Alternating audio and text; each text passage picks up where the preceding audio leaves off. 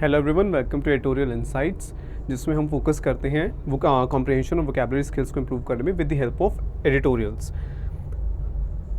Banking video course पे practice mock पे discount available है। आप PM10 कोड यूज़ कर सकते हैं अप टू 10% डिस्काउंट, और आप इंडिविजुअल कोर्सेज भी परचेज कर सकते हैं जो कि प्रीलिम्स से मेंस लेवल तक, यानी बिल्कुल बेसिक से एडवांस लेवल तक सारे कॉन्सेप्ट्स कवर करते हैं। और इसके अलावा प्रैक्टिस मॉक के 2 मिलियन यूज़र्स कंप्लीट हो चुके हैं। तो इसी माइलस्टोन के सेलिब्रेशन में प्रैक्टिस मॉक की वेबसाइट पे डिस्काउंट्स अवेलेबल हैं और आप अप टू 30% डिस्काउंट अवेल कर सकते हैं। तो आज ही आप जो भी आप पैकेजेस परचेज करना चाहते हैं आप कर सकते हैं। सो कैसे एडिटोरियल इनसाइट्स आपकी हेल्प करता है, ये पॉइंट्स हम डिस्कस कर चुके हैं पहले। तो आज का एडिटोरियल हम डिस्कस करेंगे वो है राइजिंग फ्रॉम एशेस। ये जो एशेस टूर्नामेंट है जो ऑस्ट्रेलिया और इंग्लैंड के बीच में खेली जाती है क्रिकेट टूर्नामेंट, तो उसके ऊपर है। तो आप इसको रीड कीजिए वीडियो को पॉज करके और फिर हम डिस्कस करते हैं।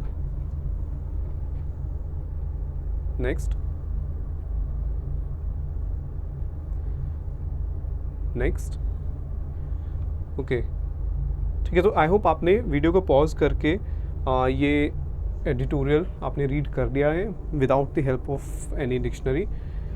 तो इसमें आपको थोड़ा आइडिया हो गया होगा कौन से वर्ड्स आपको डिफ़िकल्ट लग रहे हैं, कौन से किन के बारे में आपको पता है। तो वो डिस्कस करते हैं। 13 tempestuous match days spread across 3 weeks in England have enlivened test cricket. अब 13 tempestuous match days, 13 match days हैं और यानी 13 दिन मैचेस खेले जाएंगे। टेम्पेस्चुअस वैसे तो होता है स्टॉर्मी, जब मौसम बहुत ज़्यादा तूफान वाला हो तो हम कहते हैं टेम्पेस्चुअस। टेम्पेस्ट क्या होता है? एक storm. Tempest is a storm, तूफान। तो टेम्पेस्टस यानी स्टॉर्म जैसा, लेकिन यहाँ पर मतलब है कि जहाँ पे बहुत ज़्यादा इमोशंस हों, ठीक है, जहाँ बहुत ज़्यादा including huge amount of emotions. तो यहाँ पर काफ़ी ज़्यादा जब इमोशंस जिसमें इन्वॉल्व हो, तो 13 डेज में जब ये खेला जाता है और स्प्रेड अक्रॉस 3 वीक्स, तो 3 वीक्स में 13 डेज मैच खेले जाएंगे। एंड इट हैज़ एनलाइवेंड, यानी कि एक इसको इंटरेस्टिंग बना दिया है टेस्ट क्रिकेट को इस टूर्नामेंट ने, breathing life into a supposedly dying format. और इससे क्या हुआ है कि जो एक ऐसा माना जाता है, सपोजिटली मतलब ऐसा माना जाता है कि ये फॉर्मेट जो टेस्ट क्रिकेट है वो ख़त्म हो रहा है, उसमें एक ब्रीदिंग न्यू लाइफ, एक नई जान डाल दी है, ठीक है, रिवाइव कर दिया है उस फॉर्मेट को। The 3 tests, England won the latest at Leeds but trailed Australia 2-1 in a contest of narrow margins, have gripped the audience as only Test cricket can. तो ये जो 3 टेस्ट्स हैं उनमें the 3 tests, England won the latest। और इसमें जो last match England ने जीता था लीड्स पे, लेकिन और जो इंग्लैंड है वो ट्रेल कर रही है, यानी ऑस्ट्रेलिया से, ऑस्ट्रेलिया को ट्रेल कर रही है, यानी उससे पीछे है ऑस्ट्रेलिया से। तो England Australia 2 and England 1 in the contest of narrow margins. तो बहुत क्लोज चल रहा है, जिसमें ऑस्ट्रेलिया 2 एंड इंग्लैंड 1 मैचेस जीते हैं उन्होंने। एंड जो इंग्लैंड है वो ऑस्ट्रेलिया से पीछे, ट्रेल मतलब पीछे चल रहा एक गेम में। In the contest of narrow margins यानी कि बहुत क्लोज गेम्स हैं, हैव ग्रिप्ड द ऑडियंस। तो ये जो टेस्ट्स हैं इन 3 टेस्ट मैचेस ने, they have gripped the audience को बहुत ज़्यादा फैसिनेट कर दिया है। लोग बहुत ज़्यादा, फैंस बहुत ज़्यादा इंटरेस्टेड हैं as only test cricket can, और इस तरीके से उन्हें फैसिनेट किया है जैसे कि एक टेस्ट क्रिकेट ही कर सकता है। But for sloppy fielding everything has been top notch. तो स्लॉपी फील्डिंग, केयरलेस फील्डिंग के अलावा बाकी सब चीज़ें बहुत टॉप नॉच हैं, बहुत ज़्यादा मतलब बेस्ट हैं, हम ये कह सकते हैं। ऑल्दो टॉप नॉच इनफॉर्मल है, ठीक है, तो ये पर लेकिन हमें मीनिंग पता होना चाहिए। Batting of the highest quality under challenging conditions. तो क्या क्या टॉप नॉच है? Excellent batting, bowling of utmost cunning, यानी कि बहुत जो है कनिंग होता है कि अगर आप बहुत ज़्यादा चालाकी के साथ बहुत ज़्यादा अपनी स्किल यूज़ करके कोई काम करते हो, और क्राफ्ट होती है स्किल, तो बहुत स्किल्ड बॉलिंग और यहाँ पर जहाँ पे कनिंग वर्ड यूज़ होता है तो एक नेगेटिव सेंस में यूज़ होता है, तो वहाँ पर कनिंग मतलब कि वो उन्होंने बहुत ज़्यादा अपनी ट्रिक्स यूज़ की हैं बॉलिंग में स्किल के साथ साथ। A wide range of tactics, बहुत तरह के अलग अलग प्लान्स, टैक्टिक्स क्या होते हैं, प्लान्स, स्ट्रैटेजीज़, तो वो स्ट्रैटेजीज़ यूज़ की हैं, बनाई हैं किसने, एग्जेम्पलरी लीडर्स ने। एग्जेम्पलरी यानी बहुत ज़्यादा अच्छे लीडर्स ने जो स्ट्रैटेजीज़ बनाई हैं, तो ये सब चीज़ें बहुत ज़्यादा अच्छी रही हैं। Besides the usual coating of, अब उसके अलावा ये सब तो टॉप नॉच रही हैं, उसके अलावा और क्या क्या, besides the usual coating of scandals, तो उसके अलावा जो सीरीज़ है उसमें coating of scandals and sprinkling of melodrama, तो एक तरह से वो इंग्रेडिएंट्स बता रहे हैं कि क्या क्या इंग्रेडिएंट्स हैं इस सीरीज़ के जो अभी तक चल रही है। तो उसके अंदर एक कोटिंग है, कोट क्या होता है, एक पेंट का कोट होता है, लेकिन यहाँ पर एक इसको फिगरेटिवली यूज़ किया है। यहाँ पर क्या कहा गया है कि स्कैंडल की कोटिंग है, यानी कि कंट्रोवर्सीज हुई थी, हमने पहले भी डिस्कस किया था जो एशेस में कंट्रोवर्सी हुई थी एक रनआउट को लेकर। And sprinkling of melodrama, sprinkle करना क्या होता है, ऐड करना किसी चीज़ को, तो उसमें मेलोड्रामा भी एडेड है, यानी बहुत ज़्यादा इमोशंस भी उसमें है। मेलोड्रामा क्या होता है, ऐसा एक टाइप का ऐसा थिएटर जिसमें बहुत एक्सेसिव इमोशंस शो किए जाते हैं, तो यानी high level of emotions. That this series brims with the potential to exceed the thrills of 2005 version, कि ऐसा है कि ये जो सीरीज़ है, इस साल जो सीरीज़ चल रही है ashes, it brims with the potential. Brims मतलब ब्रिम यानी कि बिल्कुल फुल हो जाना, तो ब्रिम्स विद यानी ये फुल है with the potential to exceed the thrills of 2005 version. 2005 जो एशेस थी उसको माना जाता है कि वो बहुत ज़्यादा थ्रिलिंग थी, बहुत ज़्यादा एक्साइटिंग थी, तो ऐसा लग रहा है कि इस सीरीज़ में पूरा का पूरा पोटेंशियल है कि वो 2005 वाली सीरीज़ से भी ज़्यादा एक्साइटिंग होगी, ज़्यादा थ्रिलिंग होगी। Arguably the greatest ever battle, तो ये कहा जा रहा है कि ये जो अभी तक के जो जितने भी सीरीज़ हुई उसमें सबसे ज़्यादा ग्रेटेस्ट, सबसे ज़्यादा जो कहे कि थ्रिलिंग जो बैटल होगा, जो मैच होंगे वो इस सीरीज़ में होंगे। Says much about how engrossing the contest has been, तो ये कह रहे कि इसी से हमें पता चलता है, कि कितना ज़्यादा इंटरेस्टिंग होगा ये कॉन्टेस्ट, ठीक, कितना ज़्यादा इंटरेस्टिंग रहा है अभी तक ये कॉन्टेस्ट, कि ये कहा जा रहा है कि ये 2005 जो एशेस थी उससे भी ज़्यादा इंटरेस्टिंग होगा, और उससे भी ज़्यादा जो है यहाँ जो मैचेस होंगे वो बहुत क्लोज होंगे, ग्रेटेस्ट एवर बैटल भी कहा गया है। तो इससे हमें पता चलता है कि कितना ज़्यादा अभी तक ये सीरीज़ जो है एक्साइटिंग रही है। It was the series the format desperately needed, तो ये कहा जा रहा है कि ये जो सीरीज़ है इस साल वाली जो एशेज़ इस ईयर हो रही है, it is the series the format. यहाँ पर टेस्ट क्रिकेट की बात हो रही है कि टेस्ट क्रिकेट को इस सीरीज़ की बहुत ज़रूरत थी, एक्सट्रीमली नीडेड, बहुत ज़्यादा ज़रूरत थी।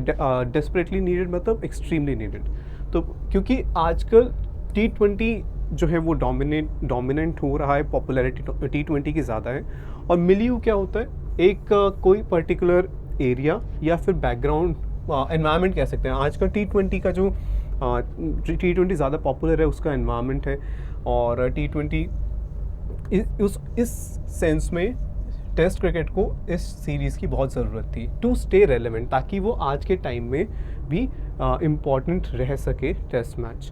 Rare have been the instances where a test has lasted all 5 days, बहुत रेयर रहा है, बहुत कम हुआ है ऐसा कि कोई टेस्ट मैच जो है वो पूरे 5 दिन चला हो।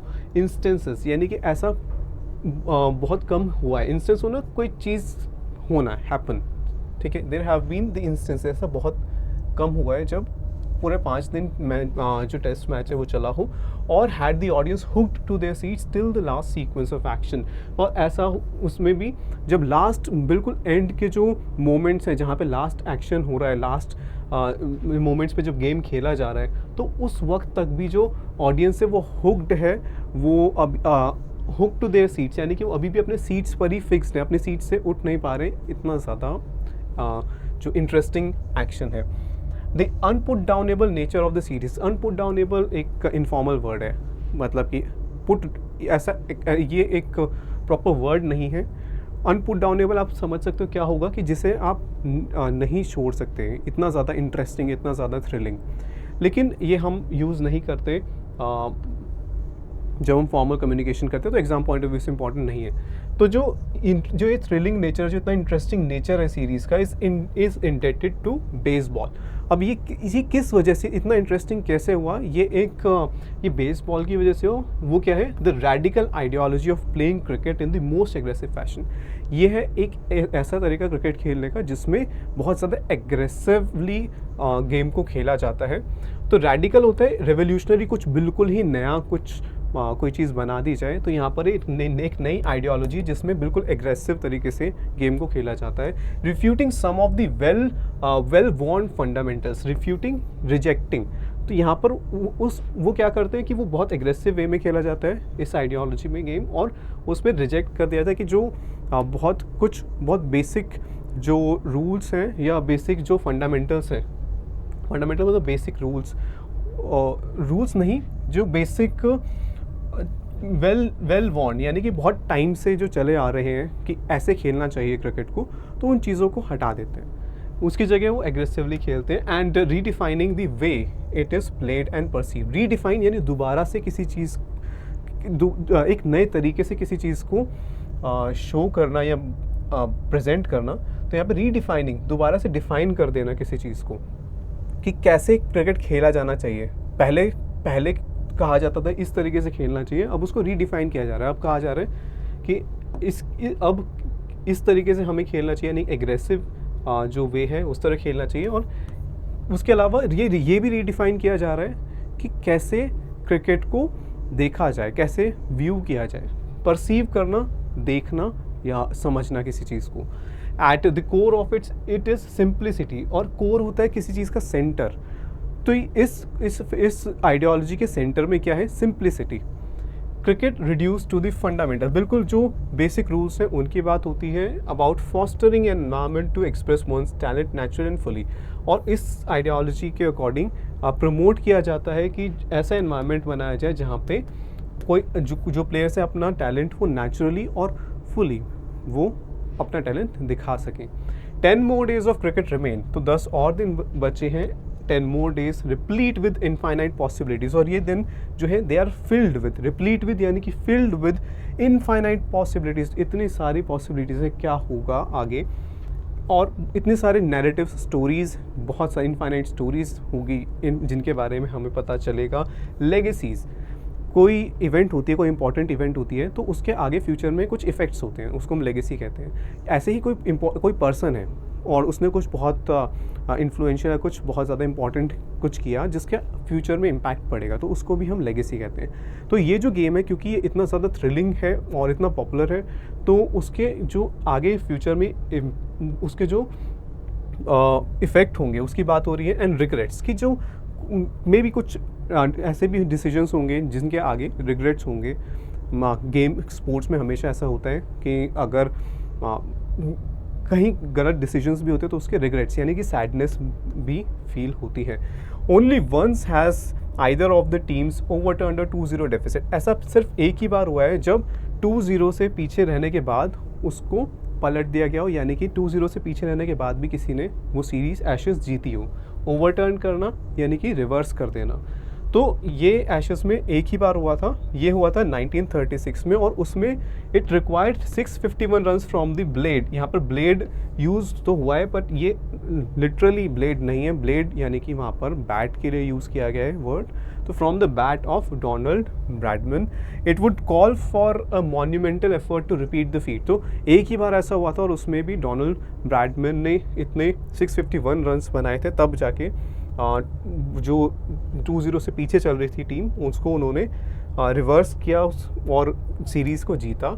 तो अगर ऐसा करना है तो अभी एक मॉन्यूमेंटल एफर्ट यानी कि बहुत ज़्यादा ह्यूज अमाउंट ऑफ एफर्ट लगेगा टू रिपीट द फीट।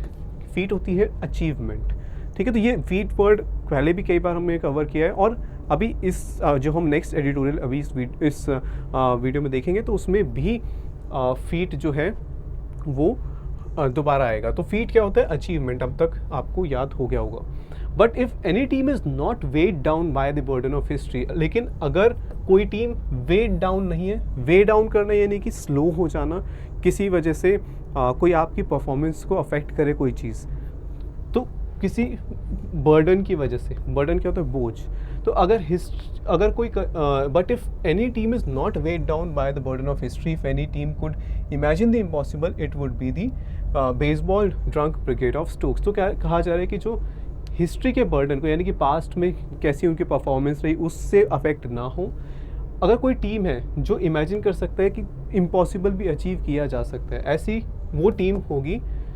जो स्टोक्स की टीम है।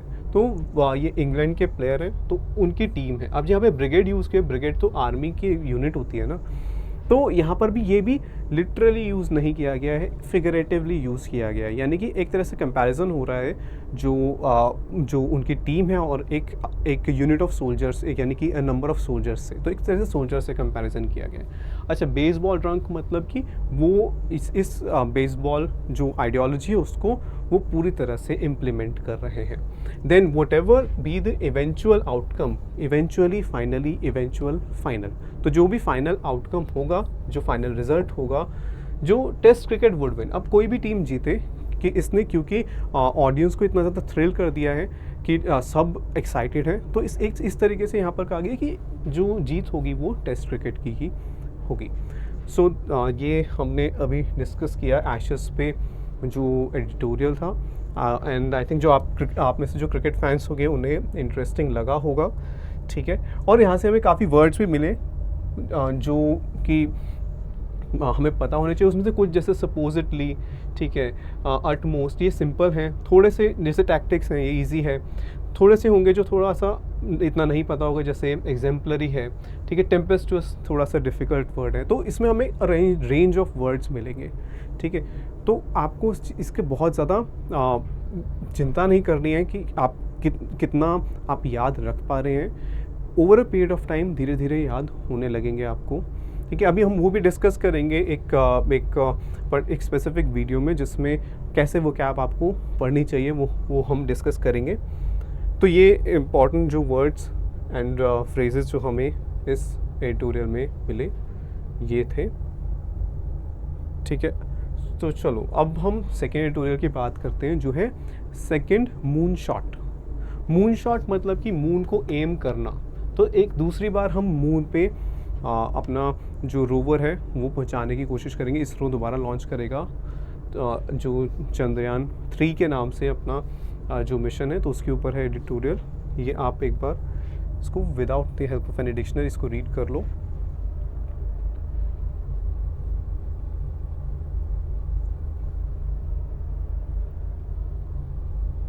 ठीक है, सो आई होप आपने वीडियो को पॉज करके ये रीड कर लिए हैं, ये रीड कर लिया है।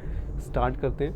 Eight 2:35 PM Indian Standard Time on July 14, the Indian Space Research Organization plans to launch the Chandrayaan 3 mission to the moon on board a launch vehicle Mark 3 from Sriharikota। तो इस time पे ये जुलाई 14 यानी कि कल जो इसरो है वो चंद्रयान 3 को लॉन्च कर देगा फ्रॉम श्रीहरिकोटा। और ये जो किस रॉकेट पे लॉन्च करेगा, ऑन बोर्ड मतलब इस जो रॉकेट है उस पे लोड करके उसको लॉन्च किया जाएगा। तो वो है लॉन्च व्हीकल मार्क 3 और श्रीहरिकोटा पे जो स्पेस पोर्ट है वहाँ से लॉन्च किया जाएगा। Chandrayaan 3 is largely a replica of its predecessor. तो आपने पहले आप में से काफ़ी लोगों को पता भी होगा चंद्रयान 2 लॉन्च हुआ था और उसमें तो चंद्रयान 2 में क्या हुआ था कि एक बार हम डिस्कस कर लेते हैं, ठीक है। तो अगर अर्थ से लॉन्च किया, अब अर्थ के अराउंड एक एलिप्टिकल ऑर्बिट है, ठीक है, एलिप्स की शेप में। तो अर्थ से लॉन्च किया गया, ठीक है, और फिर जो हमारा जो चंद्रयान 2 का जो पेलोड था वो अर्थ को ऑर्बिट करता है और फिर वो पहुंचेगा धीरे धीरे अर्थ के एलिप्टिकल ऑर्बिट से वो पहुंचेगा मून, और मून के चारों तरफ फिर वो एक सर्कुलर ऑर्बिट में घूमता है। अब इसके अंदर चंद्रयान के अंदर 3 कंपोनेंट्स थे। उसमें था एक ऑर्बिटर जैसे नाम से पता चल रहा है जो ऑर्बिट करेगा, यानी कि जो मून के चारों तरफ घूमेगा। उसके अलावा एक लैंडर था, लैंडर जो अब जब यहाँ पर पहुँच गया चंद्रयान, तो उसमें से एक उसका उसी का एक कंपोनेंट था जो लैंडर, जो यहाँ से मून की सरफेस पे लैंड करेगा। ठीक है, तो लैंडर जो लैंड करेगा मून की सरफेस पे, तो ये ऑर्बिटर तो घूमता रहेगा मून के चारों तरफ, लैंडर जो है मून की सरफेस पे लैंड करेगा। और जब वो लैंड कर जाएगा तो लैंडर में से ही एक रोवर निकलेगा। ठीक है, जो लैंडर मून की सरफेस पे उतर जाएगा, लैंड कर जाएगा, और फिर रोवर निकलेगा जो कि आसपास जो मूव करेगा और फिर एक्सप्लोर करेगा मून की सरफेस को। तो लैंडर मूव नहीं करेगा, ठीक है, ऑर्बिटर जो है मून के चारों तरफ ऑर्बिट कर रहा है यानी रिवॉल्व कर रहा है, और रोवर जो है वो मून की सरफेस पे चल रहा है। ठीक है, जो कि निकला था लैंडर में से ही, लैंडर मूव नहीं कर रहा। तो ये कंपोनेंट्स थे। कुछ टाइम तक, कुछ वीक्स तक रोवर जो है एक्सप्लोर करेगा मून के जो भी सॉइल है और जो मून की सरफेस है, वो अपना डेटा लैंडर और ऑर्बिटर तक पहुंचाएगा, और जो ऑर्बिटर जो यहाँ पर रिवॉल्व कर रहा है वो उन सिग्नल्स को, उस डेटा को अर्थ तक पहुँचाएगा, जहाँ पे साइंटिस्ट उसे एनालाइज करेंगे। तो ये था जो चंद्रयान मिशन था। ठीक है, अब अगर हम बात करें, ठीक है, तो अगर हम बात करते हैं, तो ये अगर आपको ये वाले कॉन्सेप्ट क्लियर है तो फिर आप इस एडिटोरियल को इजीली रीड कर पाओगे। तो Chandrayaan 3 is largely replica of its predecessor. तो एक तरीके से जो पहले भेजा गया था चंद्रयान 2, उसकी ही एक रेप्लिका मतलब कॉपी है, तो उसी को ही दोबारा बनाया गया था। अब लास्ट टाइम क्या हुआ था कि जो ये ऑर्बिटर था ये तो पहुंच गया था, लेकिन जो लैंडर, ओके थोड़ा वेट कर लेते हैं।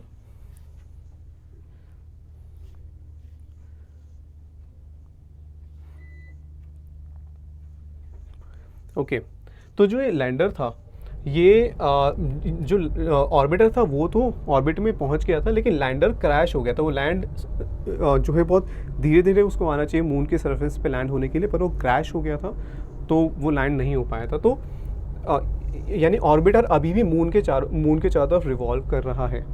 जो चंद्रयान 2 का ऑर्बिटर था वो अभी भी रिवॉल्व कर रहा है। अब चंद्रयान 3 जब लॉन्च किया जाएगा तो वहाँ पर ये लैंडर और ऑर्बिटर, लैंडर और रोवर ये भेजे जाएंगे चंद्रयान 3 में। तो जो चंद्रयान 3 है वो एक तरीके से चंद्रयान 2 के ही कॉपी है, मतलब कि वैसे ही बिल्कुल बनाया गया है। प्रेडिसेसर यानी चंद्रयान 3 से पहले कौन सा जो स्पेस व्हीकल जो हमने जो लॉन्च किया था वो था Chandrayaan 2। That was launched in July 2019 in the form of orbiter and lander. तो जो लैंडर था उसका नाम था विक्रम, जो लॉन्च किया गया था चंद्रयान 2 में, और उसी बियरिंग मतलब कैरिंग। तो ये जो लैंडर था ये कैरी कर रहा था एक रोवर जिसका नाम था प्रज्ञान। ठीक है, so while the orbiter entered into the orbit around the moon, जो ऑर्बिटर था वो 2019 में चंद्रयान 2 का जो ऑर्बिटर था वो तो अपने ऑर्बिट में पहुंच गया था मून के चारों तरफ। The surface mission failed in September when the lander crashed instead of executing a slow descent. तो हुआ क्या कि जो हमने जैसे अभी डिस्कस किया कि जब यहाँ से जो ये जो लैंडर और रोवर थे वो क्रैश हो गए थे मून की सरफेस पे, तो स्लोली नहीं आए और स्लोली नहीं पहुंच पाए मून की सरफेस पे और फिर क्रैश हो गए थे। इंस्टेड ऑफ एग्जीक्यूटिंग यानी कि carrying out, performing a slow descent. Descent देखो फ़र्क ध्यान रखना है डिसेंट एंड डिसेंट में। ठीक है, इस टाइप के वर्ड्स जो कंफ्यूजिंग होते हैं नॉर्मली क्योंकि साउंड बहुत सिमिलर करते हैं। डिसेंट क्या होता है? अच्छा, DECENT, ओके। और DESCENT मतलब एक वर्ब है जिसका मतलब है धीरे धीरे नीचे आना, तो यहाँ पर DESCENT है यानी धीरे धीरे नीचे आना, स्लो डिसेंट, धीरे धीरे नीचे आना। ठीक है, तो ISRO later identified a problem in the, अब जब क्रैश हो गया 2019 में तो उसके बाद फिर इसरो ने ये देखा कि क्या प्रॉब्लम है, तो उन्होंने आइडेंटिफाई किया कि उसके गाइडेंस सॉफ्टवेयर में कुछ प्रॉब्लम थी और कुछ अनएक्सपेक्टेड डिस्पर्जन इन दी प्रोपल्जन सिस्टम। तो इसको हम इतना डिटेल में नहीं समझने की कोशिश करेंगे क्योंकि वो थोड़ा सा टेक्निकल टर्म्स है कि उसके प्रोपल्जन सिस्टम में जो है अनएक्सपेक्टेड डिस्पर्जन हुआ। तो वो रहने देंगे। बट प्रोपल्शन हम एक रॉकेट के अलावा भी हम कहीं आ सकता है कि प्रोपल्शन का मतलब होता है ऐसा कोई चीज़ जो आगे किसी चीज़ को आगे मूव करे। तो रॉकेट में क्या होगा, जो उसका इंजन है उसको प्रोपेल कर रहा है, प्रोपेल करना, लॉन्च करना। तो प्रोपल्शन सिस्टम ऐसा सिस्टम जो किसी चीज़ को लॉन्च करता है, मूव करता है आगे की तरफ, ठीक है। ड्यूरिंग सर्टेन फेज़ क्या होते हैं, अलग अलग स्टेजेस, ठीक है, हमने अभी कल भी देखा था। तो ऑफ द डिसेंट, तो डिसेंट क्या होता है, नीचे आना। इन चंद्रयान 3, अब ये तो चंद्रयान 2 में था, चंद्रयान 3 में the rocket will place the payload in an elliptical orbit around the earth. तो क्या होगा, रॉकेट जो है जो पेलोड है, यानी कि जो भी इंस्ट्रूमेंट्स हम भेज रहे हैं वहाँ पे, उन्हें पहले तो अर्थ के चारों तरफ एक इलिप्टिकल ऑर्बिट में पहुँचा देगा, अर्थ के चारों तरफ एक इलिप्टिकल ऑर्बिट में पहुँचा देगा। और जहाँ पे एक जो प्रोपल्शन मॉड्यूल है, यानी जो भी उसका इंजन है, वो उसको टेक ओवर कर लेगा, यानी वो कंट्रोल ले लेगा और फिर उसको पायलट करेगा, यानी उसको लेकर जाएगा to a circular orbit around the moon. तो फिर वहाँ से वो उसको जो एक उसका इंजन है वो उसको, अब ये जो रेड से है ये चंद्रयान 3 है, तो अब क्या होगा, लैंडर को लेकर जाएगा, ऑर्बिटर ऑलरेडी वहाँ पर है। Finally the lander will detach, तो लैंडर जो है वो रॉकेट से डिटैच हो जाएगा, सेपरेट हो जाएगा and begin a series of manoeuvres होते हैं अलग अलग टाइप के मूवमेंट्स। तो वो अलग अलग टाइप के मूवमेंट्स परफॉर्म करेगा जो कि कल्मिनेट होंगी, एंड होंगी इन ए ग्रेजुअल लैंडिंग, धीरे धीरे वो लैंड करेगा।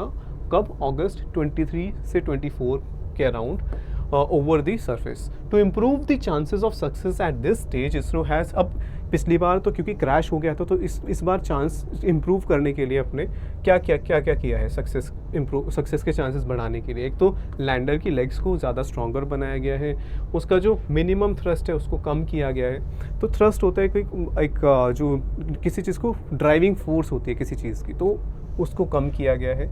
Enhance the ability of power, availability of power and upgraded the landing sequence. तो इनको बहुत ज़्यादा डिटेल में ऐसे समझने की कोशिश नहीं करनी है हमें, क्योंकि हम अभी यहाँ इंग्लिश पे फोकस कर रहे हैं और ये थोड़े टेक्निकल टर्म्स हैं, थोड़े साइंटिफिक चार्गॉन है।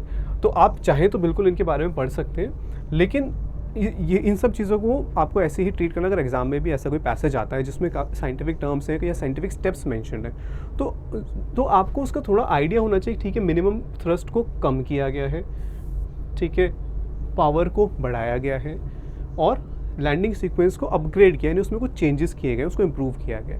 इतना हमें समझना है। एग्जैक्टली वो कैसे होता है वो हमें नहीं समझना, ठीक है। इसी के बेसिस पे हम आंसर कर पाएंगे अगर पैसेज ऐसा आता है एग्जाम में। तो this will be India second attempt to soft land a lander. तो ये इंडिया सेकेंड अटैम्प्ट होगी, चंद्रयान 2 के बाद चंद्रयान 3 ये सेकेंड अटैम्प्ट होगी एक लैंडर को और एक रोवर को मून की सरफेस पे उतारने के लिए। सॉफ्ट लैंड मतलब यानी स्लोली मून की सरफेस पे लैंडर और रोवर को उतारना। एंड डेमॉन्स्ट्रेट मतलब कि शो करना। तो वो इंडिया क्या शो करेगा, end to end capability, end to end, शुरू से लेके एंड तक इंडिया के पास कैपेबिलिटी, यानी कि जो ये मिशन को परफॉर्म करना है तो बिल्कुल शुरुआत से लेके एंड तक सारी टेक्नोलॉजी, सारी कैपेबिलिटी इंडिया के पास है। किसी और से हमने टेक्नोलॉजी या हेल्प नहीं ली। इन दी रेलेवेंट टेक्नोलॉजीज़, रेलेवेंट हमने अभी देखा था, जो भी उस काम को करने के लिए जो इम्पॉर्टेंट टेक्नोलॉजीज़ हैं, जो भी वो हमारे पास उसकी कैपेबिलिटी है। Soft landing on the moon is a complicated exercise, एक कॉम्प्लेक्स एक्सरसाइज है and the possibility of failure exist. तो फेलियर के चांसेस हैं अभी भी, even if it may be lower, भले ही पहले से कम है चांसेस, पर फेलियर के चांसेस होते हैं क्योंकि बहुत कॉम्प्लेक्स एक एक्सरसाइज है। Yet there is good reason to focus on the consequences. भले ही फेलियर के चांसेस हैं लेकिन हमें फोकस करना चाहिए। तो येट कंट्रास्ट शो कर रहा है कि फेलियर के चांसेस है लेकिन हमें देयर इज़ गुड रीज़न, यानी कि एक हमें इस पे फोकस करना चाहिए कि जो कि अगर कंप्लीट सक्सेसफुल ये जो मिशन है वो कम्प्लीटली सक्सेसफुल हो जाता है तो उसके क्या कॉन्सिक्वेंसेस, क्या नतीजे होंगे। The mission will play out with India's decision to join the Artemis accords. तो ये कब होगा मिशन, ये तब हो रहा है जब इंडिया ने डिसाइड किया कि वो आर्टेमिस अकॉर्ड्स को ज्वाइन कर रहा है। तो ये प्ले आउट मतलब हैपनिंग, टेकिंग प्लेस, ठीक है, हैपनिंग या टेकिंग प्लेस हम कह सकते हैं। ये मिशन तब हो रहा है जब इंडिया ने डिसाइड किया कि वो आर्टेमिस अकॉर्ड्स को ज्वाइन करेगा। अकॉर्ड्स क्या होते हैं? एग्रीमेंट्स, ठीक है। तो आर्टेमिस एग्रीमेंट्स हैं जिनको वो ज्वाइन करेगा इन द बैकड्रॉप, यानी कि बैकग्राउंड, इन द बैकग्राउंड। तो एक तरफ इंडिया आर्टेमिस अकॉर्ड्स ज्वाइन कर रहा है जहाँ पे वो स्पेस एक्सप्लोरेशन के लिए बाकी कंट्रीज़ के साथ कोऑपरेट करेगा, और दूसरी तरफ इंडिया एक अपना खुद एक मिशन जो है वो लॉन्च कर रहा है। In this group, if the mission succeeds okay, so the country will be just the second to have soft landed on rover. तो अगर इस ग्रुप में, यानी जो आर्टेमिस अकॉर्ड्स की बात हो रही है, अगर ये मिशन सक्सेसफुल हो जाता है इंडिया का, तो इंडिया है, it will be just the second to have soft landed a rover on the moon. तो इस ग्रुप में इंडिया दूसरी वो कंट्री होगी जिसने मून की सरफेस पे अपना रोवर सॉफ्ट लैंड किया है, पहुंचाया है। The importance of this feet, अभी हमने फीट पढ़ा था पिछले ट्यूटोरियल में, यानी कि क्या होता है बताओ? अचीवमेंट, ठीक है। तो अब हम नेक्स्ट टाइम से फीट को हाईलाइट नहीं करेंगे क्योंकि हमने ये कई बार कवर कर लिया है। Feet can not be over stated, इसको, इस अचीवमेंट को हम, इसकी जो इम्पोर्टेंस है उसको हम ओवर स्टेट नहीं कर सकते। यानी अगर हम जितने भी उसकी बात करें, जितने भी तारीफ़ करें, उसके बारे में जितना भी कहें, वो ज़्यादा नहीं होगा, ठीक है। A slew of public and private moon landing missions is in the works worldwide, ठीक है, आर इन द वर्क्स होना चाहिए।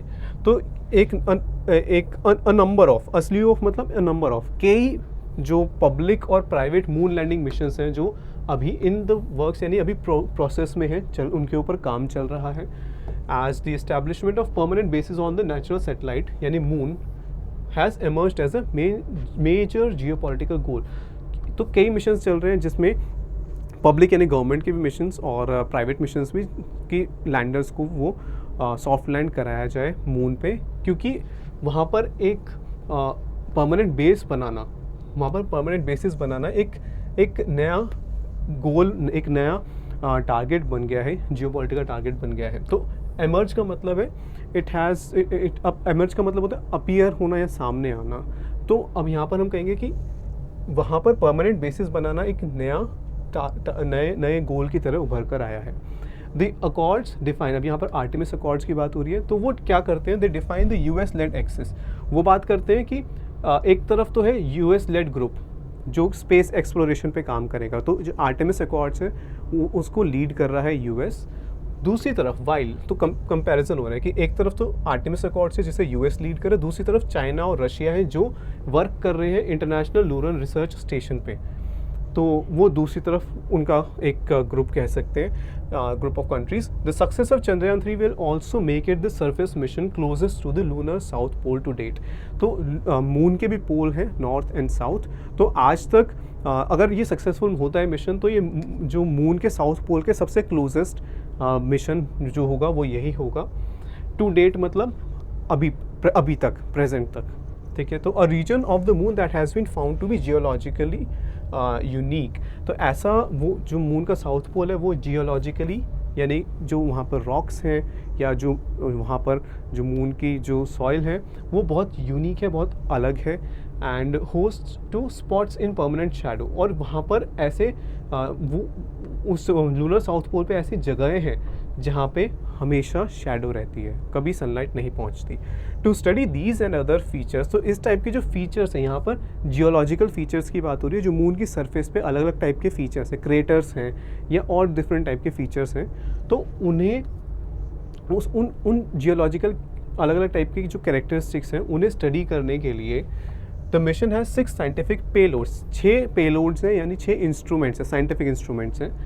और एक और 7th इंस्ट्रूमेंट है वो प्रोपल्शन मॉड्यूल में है, विल प्रोफाइल। तो ये सब यानी कि ये सब मिलके क्या करेंगे, ये science of life on earth, they will profile करना, ये डिस्क्राइब करेंगे, बताएंगे कि क्या क्या साइंस ऑफ लाइफ हैं अर्थ पे, ताकि साइंटिस्ट जो है वो उसी तरह के जो साइंस हैं जो अर्थ पे दिखेंगे, अर्थ से वो ऑब्जर्व करते हैं, वो बाकी प्लैनेट्स में भी वो ढूंढ पाएँ। तो वहाँ मून से वो अर्थ पे भी जो लाइफ के साइंस हैं उनको ऑब्जर्व करेंगे और उनको फिर ढूंढेंगे बाकी प्लैनेट्स पे जो कि हमारे सोलर सिस्टम के बियॉन्ड है, बाहर है। Taken together Chandrayaan 3 offers opportunities for India to lead the world's response to moon's growing importance. तो चंद्रयान 3 इंडिया को अपॉर्चुनिटीज़ देता है कि वो इंडिया लीड करे, जो वर्ल्ड एक तरीके से मून पे नए नए मिशंस जो है दोबारा से स्टार्ट हो गए हैं, क्योंकि इसको बहुत ज़्यादा इम्पॉर्टेंट माना जा रहा है साइंटिफिक और पॉलिटिकल कॉन्टेक्स्ट में। तो इसमें इंडिया के लिए एक बहुत अच्छी अपॉर्चुनिटी है। यहाँ पर देखो मिल्यू फिर आ गया, जो हमने अभी जस्ट लास्ट ट्यूटोरियल में देखा था, जिसमें मिल्यू यानी कि उस एनवायरनमेंट की बात हो रही थी वहाँ पे, ठीक है। तो यहाँ पर हमने देखा भी था, ठीक है। तो एक बार देख लेते हैं कि T20 मिल्यू जो था, तो T20 मिल्यू की जब हमने बात की तो वहाँ पर T20 एनवायरनमेंट की बात हो रही थी।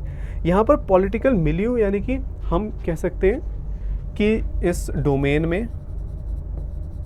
या फील्ड भी कह सकते हैं, ठीक है। तो एक बार सेम वर्ड के स्लाइटली डिफरेंट मीनिंग्स हो सकते हैं। तो यहाँ पर कहा जा रहा है कि मून की जो इम्पोर्टेंस है वो बढ़ती जा रही है साइंटिफिक डोमेन्स में भी और पॉलिटिकल डोमेन्स में भी। पॉलिटिकली भी इम्पॉर्टेंट है और साइंटिफिकली भी इम्पॉर्टेंट है, ठीक है। पॉलिटिकली क्यों? ताकि जो कंट्रीज़ हैं वो अपनी जो साइंटिफिक एडवांसमेंट है वो शो कर सकें, और साइंटिफिकली तो है ही, ताकि जो एक तो मून को स्टडी कर पाएँ, दूसरा साइंस ऑफ लाइफ है उन्हें हम स्टडी कर पाएँ, ठीक है। तो ये हमने देखा चंद्रयान 3 के ऊपर जो एडिटोरियल है, और ये जो इम्पॉर्टेंट वर्ड्स एंड फ्रेजेस हैं जो हमने इस पैसेज में देखे। So I hope you like the video and keep watching editorial insights for more such videos. Thank you.